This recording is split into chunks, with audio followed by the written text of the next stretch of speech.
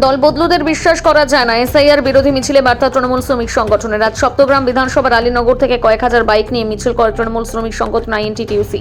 তৃণমূল নেতাকর্মীরা সেই মিছিলে যোগ দেন। সংগঠনে হুগলি শ্রীরামপুর সাংগঠনিক জেলা মনোজ চক্রবর্তী বলেন, কেন্দ্র সরকার বাংলার মানুষকে বঞ্চনা করছে, আবার নির্বাচন কমিশনকে দিয়ে এসআইআর এর নামে চরম হয়রানি করছে। লজিক্যাল ডিসক্রিপেন্সির নাম করে বৈধ ভোটারের নাম বাদ দিতে চাইছে। এর প্রতিবাদে মিছিল। গত 30শে জানুয়ারি সপ্তগ্রামের গত বিধানসভা নির্বাচনের বিজেপির প্রার্থী দেবব্রত বিশ্বাস তৃণমূলে যোগ দেন। কয়েক হাজার অনুগামী নিয়ে দলের শীর্ষ নেতৃত্ব দেবব্রতকে দলে নিলেও স্থানীয় তৃণমূল নেতাকর্মীরাই যোগদান ভালোভাবে মেনে নিতে পারেনি। মনোজ চক্রবর্তী সেই প্রসঙ্গে কি বলেছেন শোনাবো।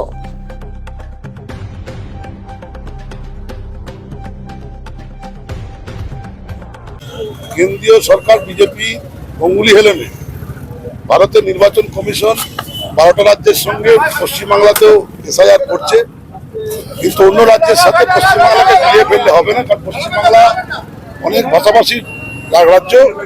এখানেতে শুধুমাত্র নাম বাদ দেওয়ার জন্য আজকে এসআইআর করা হচ্ছে এবং লজিক্যাল ডিসক্রিপেন্সির নামে বহু মানুষকে বাদ দেওয়ার চক্রান্ত করছে। এবং আমরা মনে করি, আমরা হুগলি শ্রীরামপুর সাংগঠনিক জেলা তৃণমূল কংগ্রেসের শ্রমিক সংগঠন মনে করে এবং আমাদের দল মনে করে এটা অনৈতিক, অবৈধ। আমরা তাই এর প্রতিবাদে আজকে মহা বাইক র্যালিরা ডাক দিয়েছি।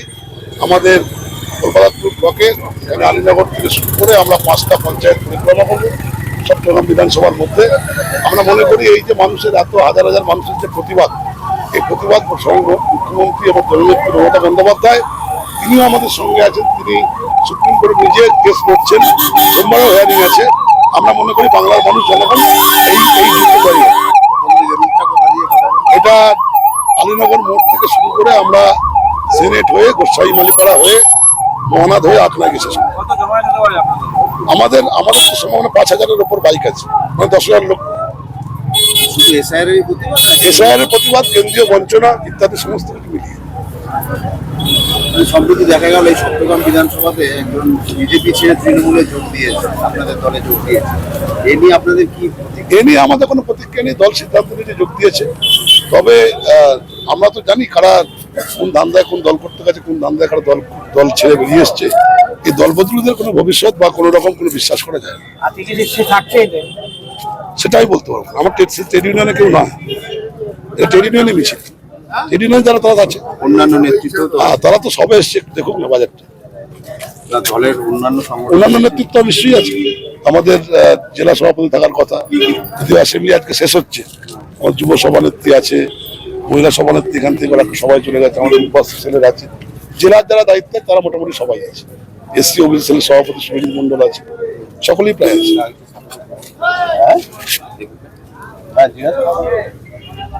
তাকে কি আপনারা গ্রহণ করছেন?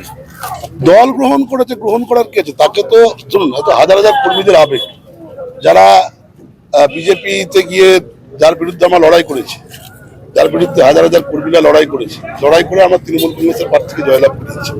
একটা তো আবেগে ধাক্কা অবশ্যই।